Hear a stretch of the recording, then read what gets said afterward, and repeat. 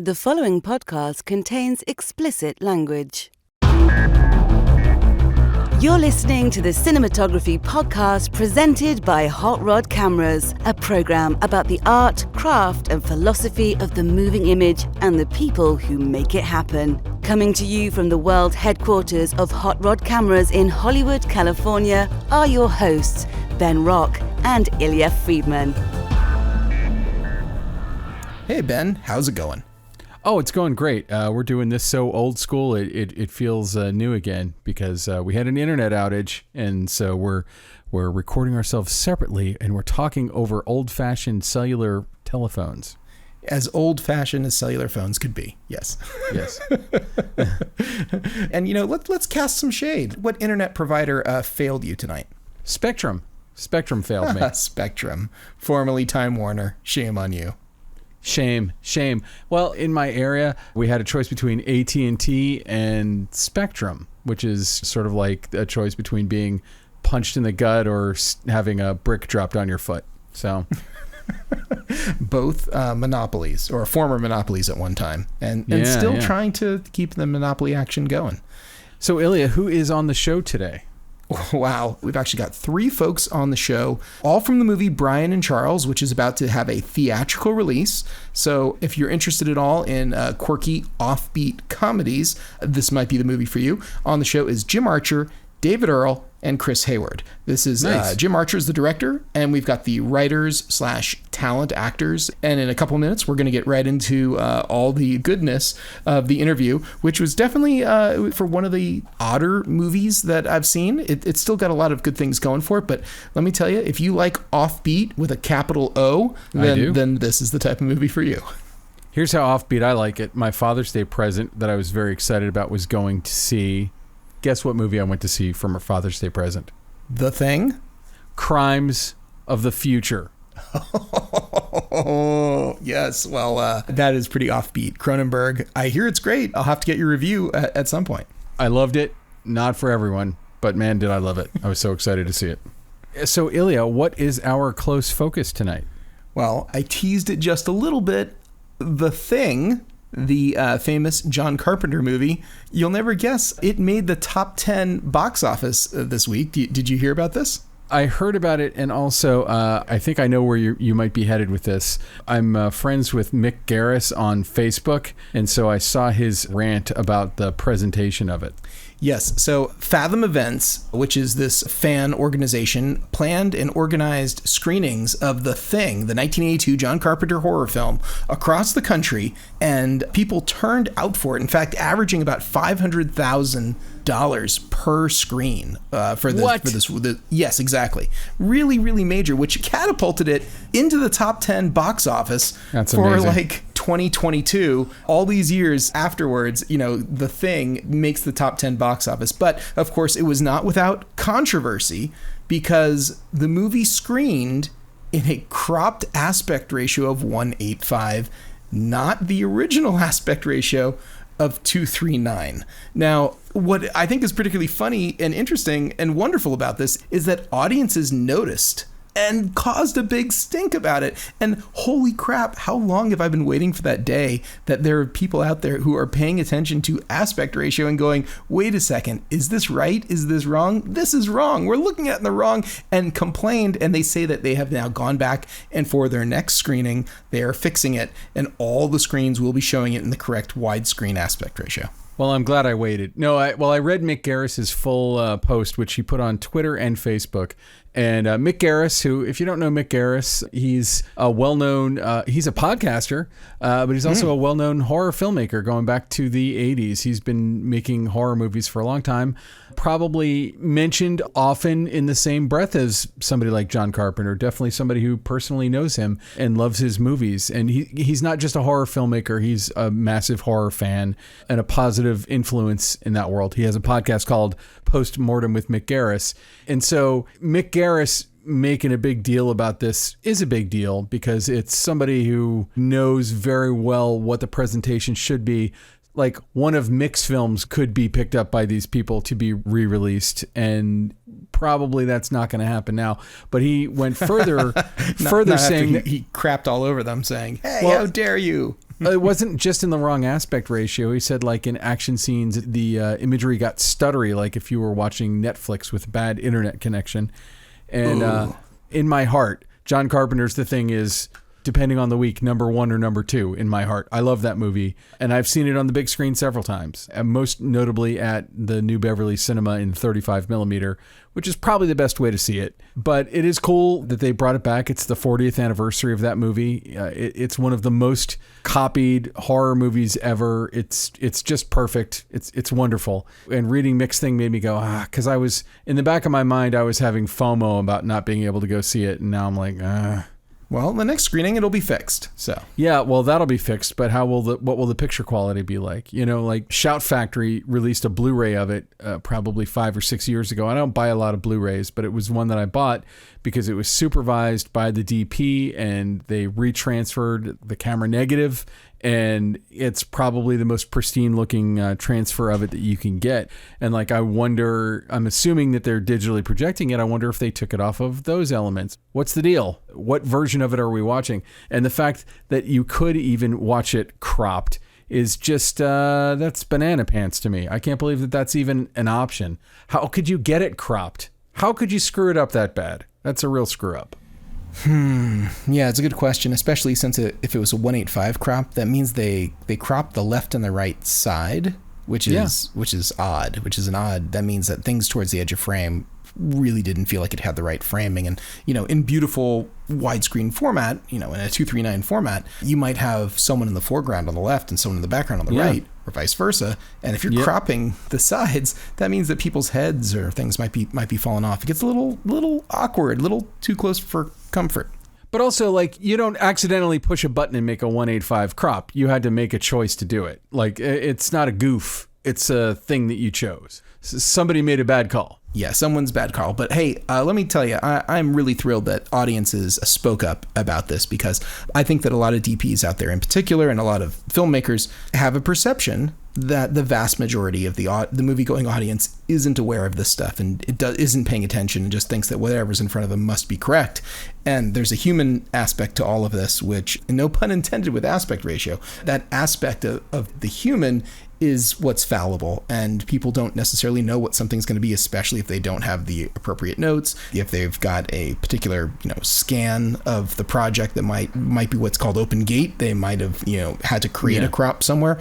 There's all kinds of things that could have happened, but clearly communication was not one of those things that did happen, and then there was a mistake that was made, and next thing you know, there are thousands of people all over the country who are upset because here they got so excited to go out and see this movie, and it was wrong. Yeah, it reminds me actually of an Onion article for years and years ago, in which a teenage boy was very depressed for getting the movie that he wanted for Christmas, but it came in the full frame format and not letterboxed. Whoops. Yeah. I mean, basically, bottom line, don't fuck with cinephiles. If you went to see a movie that was in major release right now and they screwed up the aspect ratio, that's one thing. But this is a movie that has a pretty sizable fan base. Obviously, if it could get into the top 10, which it never got into the top 10 when the movie was in theaters. So, you know, to me, it's like its legend has grown. It's just unbelievably frustrating, but I'm glad Mick Garris is out there fighting the good fight.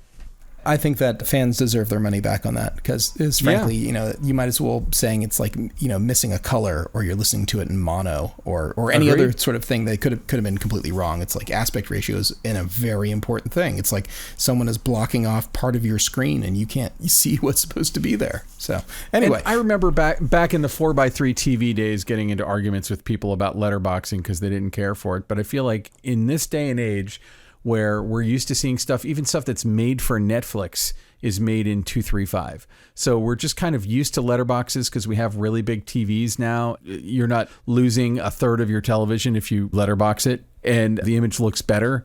And so people get it. People get aspect ratio. They might not know the term aspect ratio, but they will know that the movie that they watched at home had more stuff in it than the thing they're seeing in the theater. And people like obviously Mick Garris and the serious cinephiles out there are gonna know that stuff. And you know, it's super frustrating, but you know. All right, just to put a capper on this, I have to take umbrage with the expression of 235. There is actually almost no 235, but yet people use it every day. 235 is incorrect. What people think is 235 is actually 239, and some people round up to 240, and that's more correct. But yet 235, if you go back through the annals of aspect ratios for cinema, you can find a whole lot of movies that are labeled incorrectly as 235 because there's a bunch of people who screwed up over the years. But the reality is that almost all of those movies are 239, and very, very few of them are 235. And you can measure them and actually tell the difference. Wow, I just got schooled. And sorry, I just want to say to anyone listening to this, by the way, not only did I go to proper film school and work as a filmmaker, but I also worked as a projectionist. So I've been getting incorrect. I believe everything you just said. I've been getting incorrect information from literally everyone that I ever learned anything from up until now. So, but I wonder if I say 239, if I'll just sound like a... You'll sound slightly more pretentious, but you'll actually be correct. In fact, everyone out there saying 240, they're really talking about 239. And I understand the tendency to round up, but to say 235, that's really wrong. I mean, it's a total digression from what we're talking about, but how do we get that stuck in our heads then? There's articles that have kind of been written about this, and it's kind of like, I think the mistakes that get proliferated, sort of like C47 and things like that, C47 being like a code name. Once it gets kind of into the lexicon, people repeat it.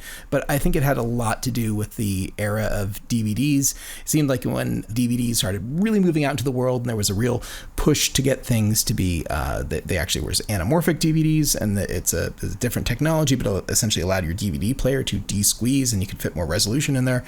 Well, I've been saying 235. I've been saying 235 since way before DVDs, so I can't blame DVDs on that.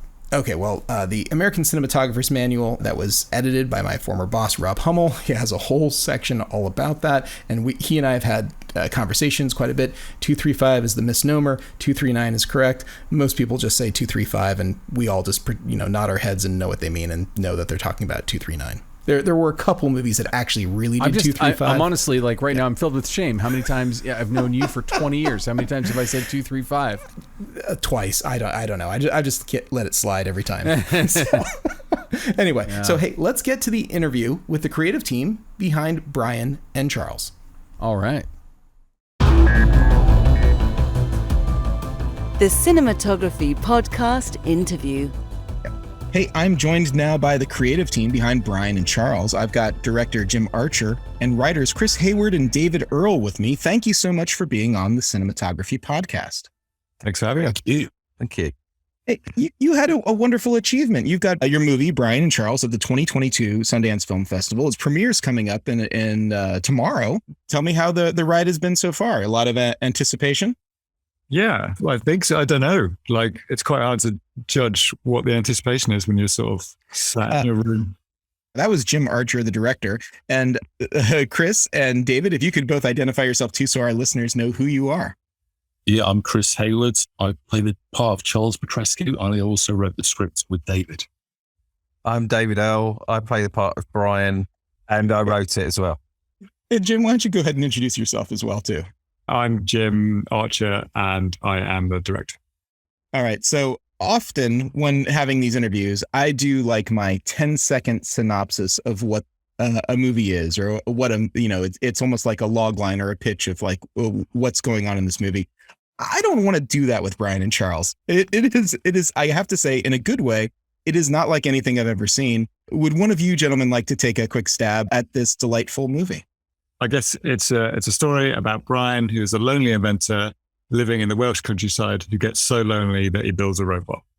And that robot, they have adventures together, and they sort of win over some people. And it's a touching, gentle story in which I would actually call it a love story. I would call it a love story on a grand scale. And I think that this movie is charming and that a lot of people will really enjoy it. Can you tell me at all about the origination of the story, the origination of the script? So I've been performing as Brian for quite a few years on the stand-up circuit. And then I did a terrible internet radio phone-in show where members of the public would ring in, and as Brian, I'd try and communicate with him. And the joke was he should not have his own radio show. And then one night, Rupert, our producer, called in using this voice simulation software. And that was kind of the birth of Charles. So Brian would trying to communicate with Charles, and it just really made us laugh. And then Chris was listening at the time, and we all sort of chatted about making it a live show. So Chris went away and built it. Over to you, Chris. Yeah, so I had an idea what he would look like, and we started doing live gigs. So we do live comedy gigs where it'd be Brian and Charles on the stage, and then Rupert would be sat at the back of the room typing what Charles would say, and that allowed us to interact with the audience. And so we did that on and off for a couple of years. I mean, sometimes people liked it, other times people just looked baffled. And then we got to a point where we wanted to just make a short film with them together, just film them together, mainly for us, because something to do and just to get them the little film with them shot. So we made the short film, and we just did that for fun, really. We weren't really expecting that much to come off the back of it because it's so difficult to get everything away anyway. Anyway, we got back to a few festivals, and it went down really well. And that led to Film 4 seeing it, and they commissioned a script for a feature. So at that point, we started to work out how could these two sustain a feature film. Yeah, and also filming it, I always felt like it was such a gamble on set. I'd see Chris would sort of walk in as Charles. I'd look at it and go, Jesus Christ, this could really flop. Is that what you thought? Yeah. Well, my mum likes it. Yeah, I mean, that was always the slight worry, even when we were making the film. Are people going to see this as a robot, or are they going to just see it as a really bad costume that I'm wearing? Are they going to believe Charles as a character? Yeah. But I think after we saw the first few rushes, we were kind of assured that, it does. You weirdly do buy into it, and it works. Clearly, you had hundreds of millions of dollars to make this movie. And I appreciate the aesthetic very much. And I actually want to talk, this is the Cinematography podcast. I want to talk about the aesthetic a little bit. When envisioning how this whole thing might come together, and perhaps, Jim, you might have some thoughts on this. What was the intention behind the aesthetic? What was the idea of how you wanted to make this movie look? Yeah, I mean, with the short, I just wanted, I just actually made a documentary parody, little short film that was 4 minutes long. I was kind of obsessed with the kind of overly arty docs that sort of looked great, said very little. And then I got the script for this, and I sort of was like, oh, this would be perfect to do for this. But also at the same time, it's the more seriously we kind of treated it, I thought the funnier it would be. So I was like, if we make this super kind of cinematic and over the top and atmospheric, and when you sort of reveal Charles and Brian pottering around a little cottage in Wales, it's going to be even funnier. So that was kind of the idea for the short. And then with the film, we're just okay, we'll just advance that. I think I always was just treat it very honestly and seriously. And also I was very frustrated with lots of what mockumentaries sort of look like these days, that they often copy other mockumentaries, but they don't actually reflect what documentaries look like. So I was quite keen for it to feel like a real doc, like a current doc that you might see on Netflix or something. I agree. I think you did a really good job capturing that aesthetic. And actually, I was going to say that it very much feels sort of like a doc I would see at Sundance. It feels like a documentary that is on the festival circuit and has an element of artiness to it that really, I would say that you did a great job capturing and making it feel like the type of movie that a lot of people who go to festivals are used to seeing. So I definitely get the idea that this is the elongation of the short, and that it's a comedy, and that it's documentary style. But when you were trying to come up with the general concept of what this might be, what were your references? What did you say? We want to make something that is like X. Was there something that exists out there that you were like, this is what we're going for? We're going to make something that's in this style or in this vibe. Because I really can't think of something I've seen that is like this. If you were going for uniqueness, I think you really captured it. It doesn't feel like other things to me. And I think that's wonderful. It's great to see something you've never seen before. For me, I don't know about you, I felt like the main thing was, so I was a massive American movie fan, the documentary, the Mark Borchardt, and so that, and Monster Road, the obsessive guy who's into clay modeling, and just they felt like kind of lonely people desperate for their dream to come true, or just throwing their life into these little projects. And then there was a British, tiny little British documentary from the early 90s set in a tower block, with just these odd little characters trying to get along and fighting. And for me, those were the three. I don't know what about you, Chris, but yeah, well, I think when we started as well, tonally, we were trying to decide what sort of tone it would have, and it had a little bit of a darker tone at first. Like we always really liked films like Dead Man's Shoes and slightly grittier films. That softened a little bit. So yeah, I guess it's an amalgamation of things, and it's also things from our own lives. And I mean, I grew up in the countryside. Well, as did David, and I think I always had sort of Pixar as well. If Pixar made yeah, you just happened to come out the way it did. Actually, like, I think that was what was good about it, was that you guys sort of sent me all these clips and these sort of YouTube things of like of those docs, and obviously I loved American Movie anyway. And then I guess I had my idea of like aesthetically how it would be. So we had these sort of like performance things, and then we sort of tied all that together. Yeah, I mean, I grew up in the countryside as well, so I think we all just that rural feeling was like important. There's a documentary called Sleep Furiously, which is like set in Wales, which I took a bit of inspiration from. There's like absolutely nothing happens in it. It's just like shots of the countryside. But I was like, oh, well, it'd be quite cool to see a robot in that. Yeah. I'm from a town of 4,000 people in rural Northern California, and I can relate to small town life quite a bit. And I have to say that, yeah, it really worked for me. And I'm not going to spoil it for anyone who hasn't seen this movie, but the ending is very satisfying. It's an incredibly satisfying ending, and I would encourage people to actually watch through the credits as well too. And there's a musical sort of number that happens over the credits, and for me, it just kind of like ties the whole thing up in a really nice bow. Was that there from the beginning? Was it an afterthought? Was it like something you did for fun and it kind of made its way in there? I'm just curious about how that came in, or did you say from the beginning, like, this is exactly how we want to do it, over the credits and little music? What was the plan behind that? I think that was we just sort of like came up with that quite late on, when we like the song at the end of the film finishes at a certain point and we needed another song to come in. We're like, well, because we did do an extra scene, didn't we? At the end of the film that we filmed, but we never used in the end, which was kind of, didn't we? Yeah, that's true. Yeah. But we chopped that out and went for the photographs, and yeah. Yeah, but are you also specifically talking about the rap? I am. Yes, I'm talking about the rap. I didn't think I was trying to be vague. I was trying to be vague for the audience, so then I give it away. But then, Jim, I appreciate you. Yeah. It's not like we can still keep it vague. All we've said is the rap. Yeah, I don't. We definitely didn't think that was like tying anything together. It's nice that you think it does. I think it was just like, oh, that'd be fun. Okay. Well, I certainly felt that way. So, gentlemen, the life of the filmmaker is typically one where you move from project to project and you have multiple things in development at a time, and you never quite necessarily know what the next one is going to be.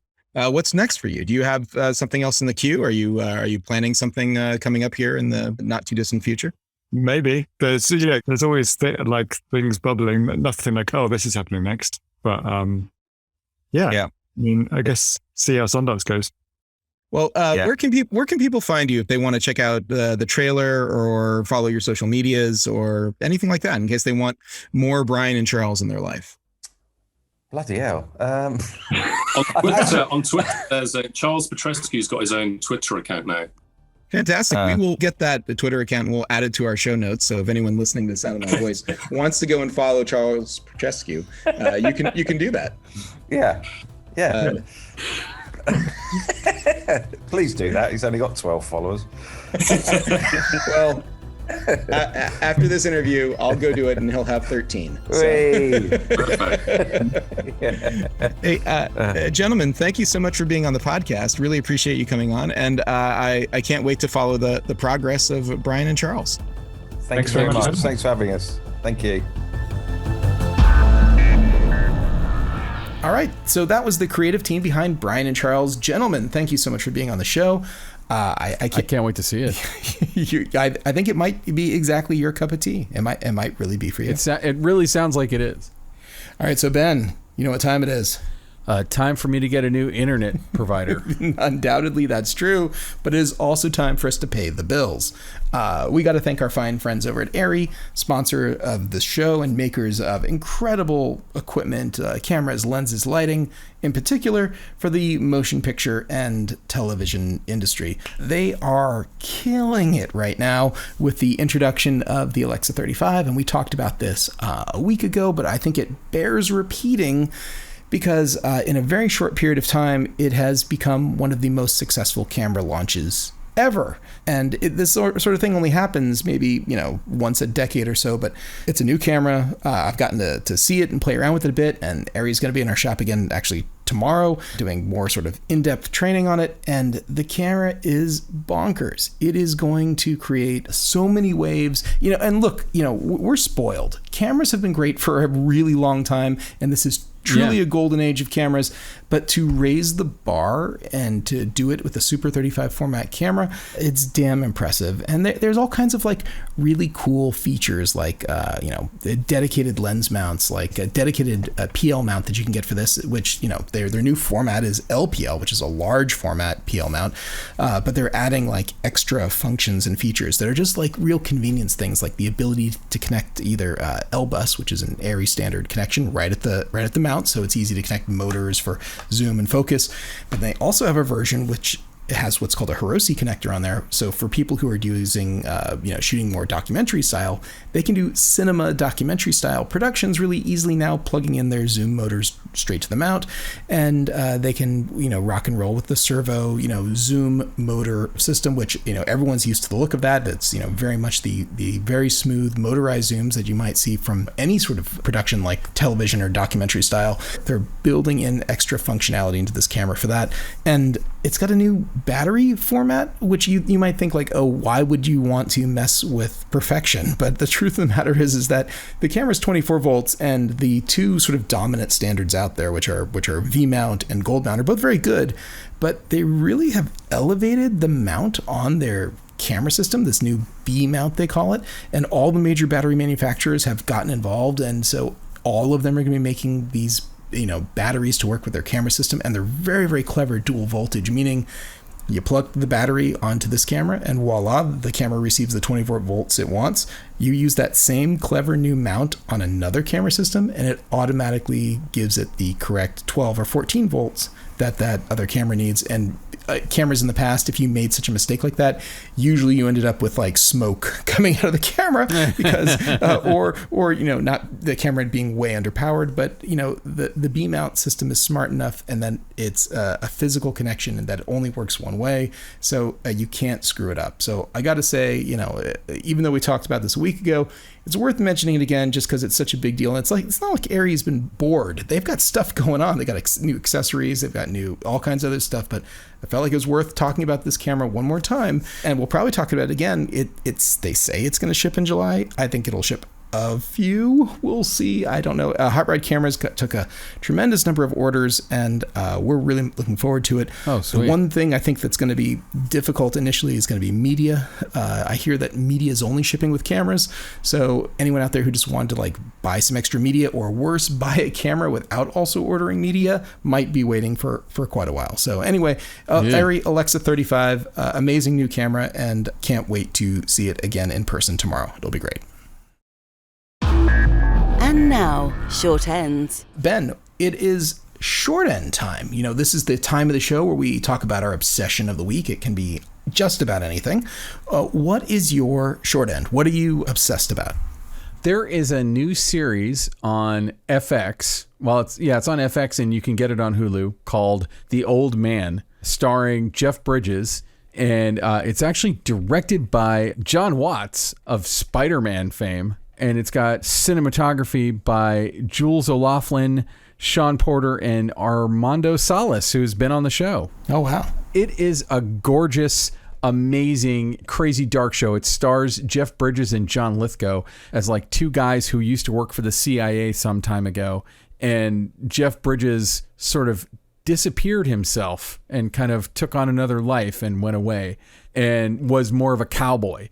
Meanwhile, John Lithgow's more of a bean counter type, and this is them re-encountering each other as old men. the Jeff Bridges character who intentionally vanished. An old adversary of his has found him, and now he has to go on the run again. And there are some just unbelievably amazing fight scenes that are done in virtual oneers or with very little coverage, and it's really Jeff Bridges. And I think something needs to be said about this, especially given that we've got a director who is known for making Spider-Man movies, is that these fights don't look like balletic John Woo beautiful fights. They look like two people trying to murder each other. And they're grapply and ugly and just really, really well done, and really do incorporate often Jeff Bridges. So it's an impressive piece of work. The cinematography is gorgeous. The editing, the pacing. It's a really compelling story. Can't wait to see where it goes. They dropped 2 episodes last week. I gobbled them down both, and I can't wait to watch the rest of the series. Well, hey, I actually just watched the trailer for that series last night, and I was curious about it because the cover art on Hulu looked almost exactly like another show I'd been watching called Outer Range. And for a second, I was like, whoa, wait a second. Is this Jeff Bridges channeling like Josh Brolin, or what's going on here? Just because, of course, Josh Brolin stars in Outer Range, and it's a really wonderful, little series. But no, then I saw this, and it was totally something completely different. But cool. Hey, it's funny that you would mention the key art. One of the parents of a kid that my son plays soccer with is one of the people who creates all the key art for FX. So we're always talking about, like, he talked about creating the key art for The Old Man, or for Pistol, or he's got a new show with Steve Carell or whatever, and he's like super art directing. I should get him on the show. Nobody knows anything about, I shouldn't say nobody. It is an unknown thing probably to a lot of our audience, how key art is created. I wonder if I could get him on the show. It'd be really interesting to talk to him about it, because they're taking a cue from the show and the look of the show. He was kind of telling me about it, but they're like hiring outside photographers, bringing in the real talent. It's a fascinating process that's very unusual and very specific. Yeah, I agree. It's something that I think a lot of people don't really think about, but the one sheets, all the associated art that goes along with the project, that's somebody's job to come up with that. So I think that it doesn't just happen in a vacuum. No one's just waving a magic wand, but before you know it, there might be a DALL-E-esque, AI program that creates the key art, but not yet, not now. It's a person. So wouldn't count on it. Yeah. Anyway, Elio. So what is your short end? Oh, man. Okay, so in the past week, DJI introduced a whole bunch of new accessories. They have a new monitor, they have a new wireless video system, but I think the thing that's probably going to make the most waves is their new gimbal. And gimbals have in a lot of ways replaced Steadicams, not necessarily Steadicams for major motion pictures, but there's people out there calling themselves filmmakers. Maybe what they are content creators or YouTubers or whatever it is, but the gimbal has become a thing. I see people using it for real estate. That gets used for wedding. It's essentially a way to move a camera smoothly through space, that it doesn't require years and years of training the way a traditional Steadicam unit would. Now DJI has probably become the number one provider of gimbals to sort of like the various markets that are out there, and probably their most popular product was called the Ronin S2. That is now has a new version out called the Ronin S3, and it's basically got all the things that the Ronin S2 did, except it's better with a better screen and more capacity as far as space goes. Still has the same weight capacity of 10 pounds, but I have a feeling that people out there who didn't get into the RS2 or are looking to get into a gimbal now will probably gravitate towards this and a slightly smaller, lighter weight version.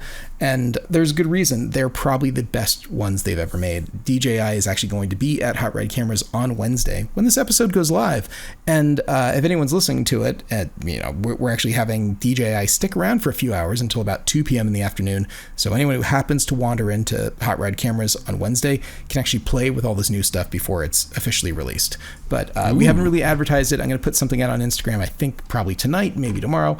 But if you just happen to be in LA and you want to play with some new stuff before anyone else gets to see it, it will be in our shop from about 11 a.m. to 2 p.m. And it's all really freaking cool. We're talking about like peak sensors. This is really peak gear. Everything has gotten so much better in the last couple of generations that people without a lot of experience, people without a lot of knowledge, people without a lot of training really can, if they're dedicated and they want to apply themselves, become masters of this technology in a way that would have been so much more difficult just 5 years ago. Now it doesn't replace what everyone is doing at the high pro end of the market, but I will tell you, the indie people out there, the indie people have never had more tools to do something amazing than they have right now.